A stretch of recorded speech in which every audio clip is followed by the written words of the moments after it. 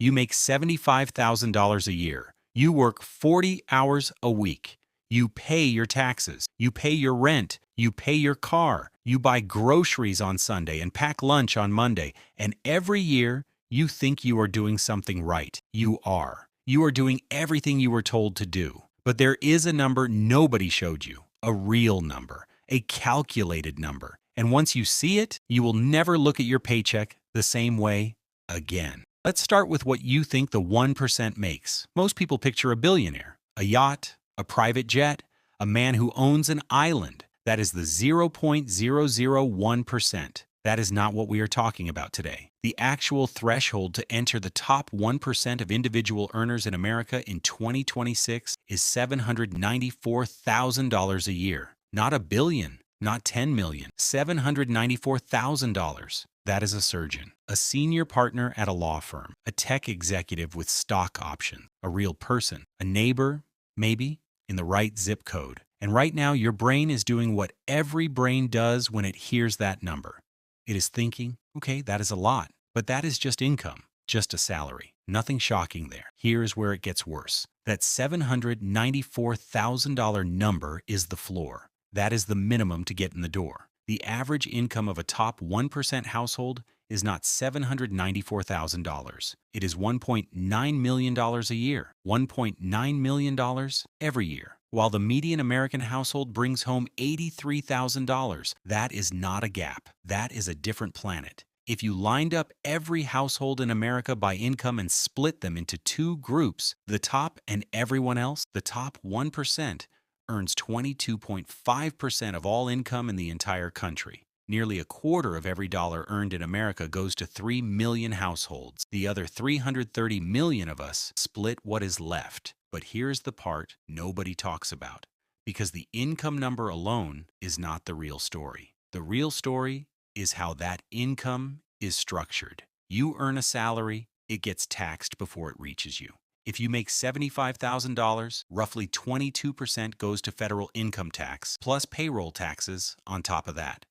By the time your check hits your account, you have lost close to a third of what you earned. The 1% does not work like that. A significant portion of their income does not come from a paycheck at all. It comes from capital gains, from dividends, from assets appreciating while they sleep. Long-term capital gains, money earned from investments held more than a year, are taxed at a maximum rate of 20%, bank rate. Not 37%, not 32%, 20%. And for most of those gains, there is no payroll tax on top, no Social Security contribution, no Medicare cut. You pay a 7.65% payroll tax on every dollar you earn from working. A dollar earned from a stock portfolio pays zero. So the person making $1.9 million from investments is paying a lower effective rate on that income than you are paying on your $75,000 salary. Warren Buffett said it himself. He pays a lower tax rate than his secretary. That was not a confession. That was a description of how the system was built. Now let's talk about the wealth number, because the income number is almost a distraction. To enter the top 1% by net worth in 2026 requires roughly $11 to $13.6 million in total assets. The average net worth of the top 1% ranges from $25 million to $30 million. The global statistics: $25 million in accumulated wealth. The median American household net worth is $192,700. That means the average person in the top 1% has 130 times more wealth than the average American family. Not income, wealth. The thing that earns money while you sleep. The thing that pays for your children's children. The thing that compounds quietly in the background every single year while you are trading hours for dollars. The top 1% of households holds 31% of all net worth in the United States. The bottom 50% holds 2.5%. D, Q, Y, D, J. Half the country, 2.5%. And here is the cruelest part of the math. 30 years ago, the middle class commanded twice as much wealth as the top 1%. The top 1% caught and passed the middle class in collective wealth in 2020. AOL. Think about that. In your lifetime, in the last 5 years, the entire middle class was overtaken. The group your parents told you to aspire to. The group that built this country. The group that is now, collectively, worth less than 3 million households at the top. And it did not happen because middle-class people stopped working. For the third consecutive year, spending growth has outpaced income growth for middle-income households. Don't pay full. They are working harder. They are spending more carefully. The basic, housing, insurance, food, healthcare are just growing faster than paychecks can follow. So how does the 1% actually build it? Three things, and none of them are a salary. First, ownership of stocks. The top 1% holds close to half of all corporate equities and mutual fund shares. AOL, half the stock market, owned by 3 million people. When the S&P 500 goes up 20% in a year, the 1% captures half of those gains. You capture whatever is in your 401k if you have one, if you did not withdraw from it during the last financial scare. Second, real estate. The top 1% controls nearly half of all private company wealth and 12.9% of real estate wealth. AOL. They do not just own one home. They own the buildings other people rent. Every time rent goes up in your city, some portion of that increase goes to someone in the top 1%.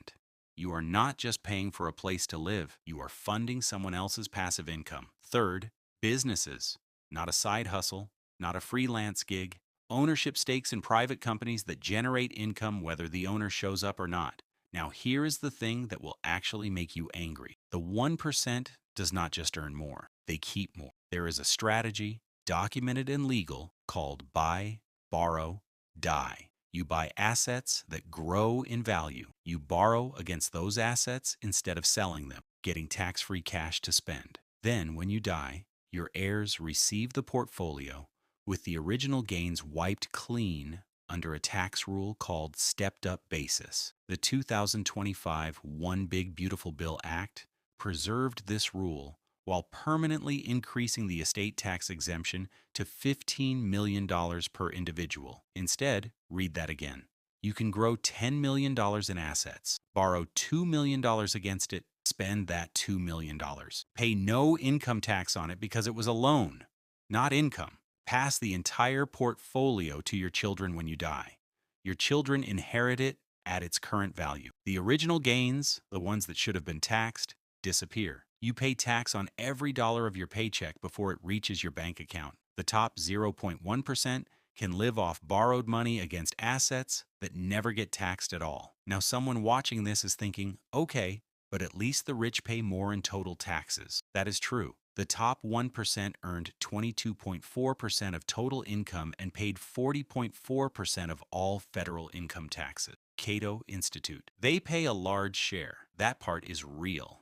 But here is what that number hides. According to economists Sayez and Zuckman, the top 0.1%, the billionaires of America, paid an average effective tax rate of 23% when all federal, state, and local taxes are factored in.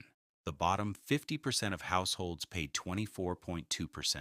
Yahoo Finance. The bottom half of America pays a higher effective rate than the billionaire. Not in raw dollars, in percentage. The single mother working 2 jobs hands over a larger share of what she has than the man whose stock portfolio generated $4 million last year. That is not a political opinion. That is arithmetic. Here is what this all adds up to. The median American household makes $83,000 and pays roughly 30% in total taxes, leaving about $58,000 to live on. Out of that $58,000, housing costs have risen 40% in 5 years. Groceries are up, insurance is up, healthcare is up. 1/3 of middle-class families now struggle to afford basic necessities. Don't pay full. Not luxuries, necessities. Meanwhile, the average 1% household sits on $25 million in wealth that compounds at 7% per year in the market without touching it. That is $1.75 million in new wealth generated in a single year. From doing nothing. From already owning. This is the part of the video where most people expect someone to say, here is how you get angry, here is who to blame.